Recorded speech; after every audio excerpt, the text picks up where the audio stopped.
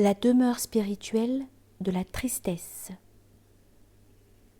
Parmi les demeures spirituelles de « c'est toi que nous adorons, c'est de toi que nous implorons l'assistance », il y a celle de la tristesse, el-huzn. Ce n'est pas une demeure recherchée ou exigée, mais l'aspirant ne peut y échapper. La tristesse n'est mentionnée dans le Coran que sous une forme négative, comme dans les versets suivants. Ne perdez pas courage, ne vous affligez pas.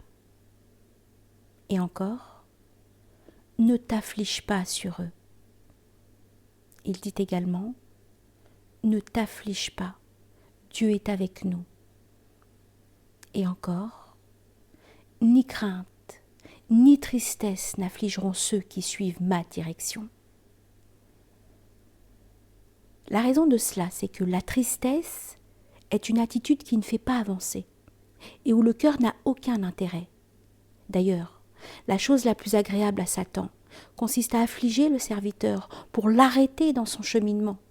Dieu, qu'il soit exalté, dit « L'entretien secret provient du démon qui veut affliger les croyants. »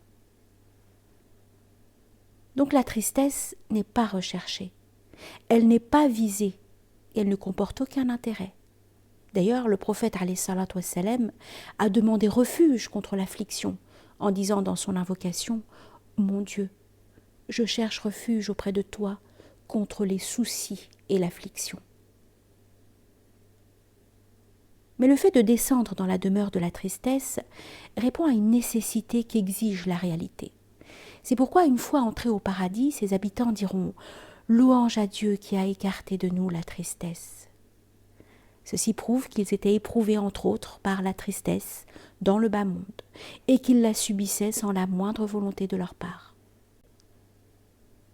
L'auteur des Manazil dit « La tristesse est une souffrance pour ce qui a été manqué et un regret pour ce qui n'a pas été fait. » Il veut dire que ce que l'homme rate peut être décrété ou non décrété contre lui. S'il s'agit de quelque chose qui a été décrété contre lui, il ne souffre pas pour l'avoir manqué. Et s'il s'agit de quelque chose qui n'a pas été décrété, il regrette de ne pas l'avoir fait. Il ajoute « La tristesse comporte 3 degrés. La tristesse des gens du commun, c'est une tristesse pour avoir négligé le service, pour s'être impliqué dans l'hostilité et pour la perte des jours de l'existence.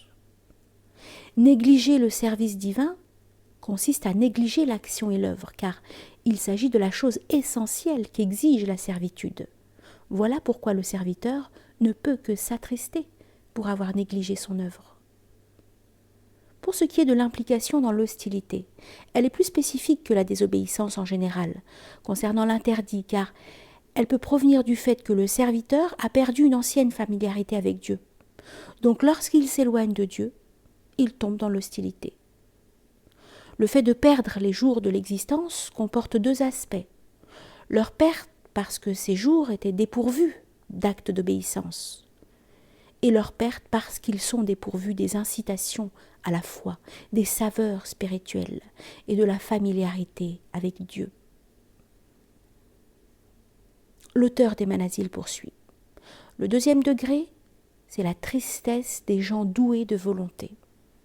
C'est une tristesse du fait de l'attachement du cœur à la dispersion, du fait que l'âme s'était détournée de la contemplation et du fait de la distraction de la tristesse. L'attachement du cœur à la dispersion veut dire sa non-concentration dans la présence avec Dieu et la dispersion de ses pensées dans les méandres du vouloir. Pour ce qui est du détournement de l'âme de la contemplation, il comporte 2 aspects. Son détournement du dhikr, qui implique et favorise la contemplation, et son détournement de la contemplation en raison de la faiblesse du dhikr ou de la faiblesse du cœur à assumer la contemplation ou pour toute autre raison. Quant au fait de se distraire de la tristesse, il signifie que la présence de la tristesse dans le cœur constitue une preuve de l'existence de la volonté et de la recherche. Donc le fait de la perdre et de s'en consoler constitue inversement une imperfection. L'auteur des Manazil ajoute « Les gens de l'élite n'ont rien à voir avec la station de la tristesse, parce que la tristesse est une perte. et les gens de l'élite se caractérisent par leurs émotions spirituelles.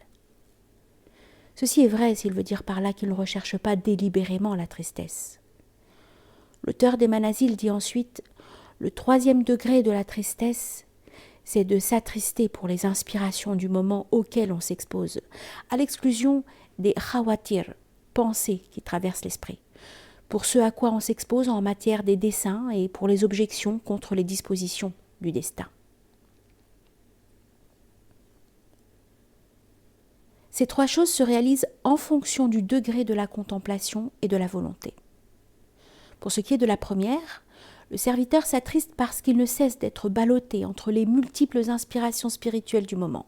Par exemple, le cœur s'expose à l'inspiration de l'espérance et voilà qu'il est subitement envahi par l'inspiration de la crainte, ou l'inverse, d'où sa tristesse.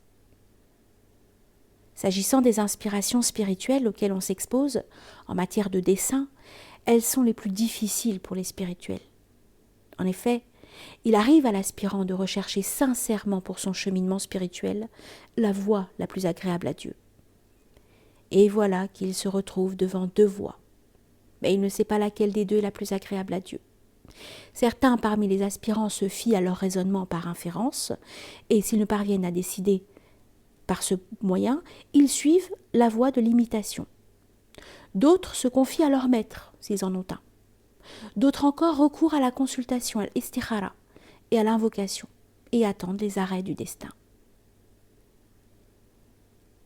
Pour ce qui est des objections contre les dispositions du destin, il se peut que l'auteur entende par ces dernières les dispositions universelles.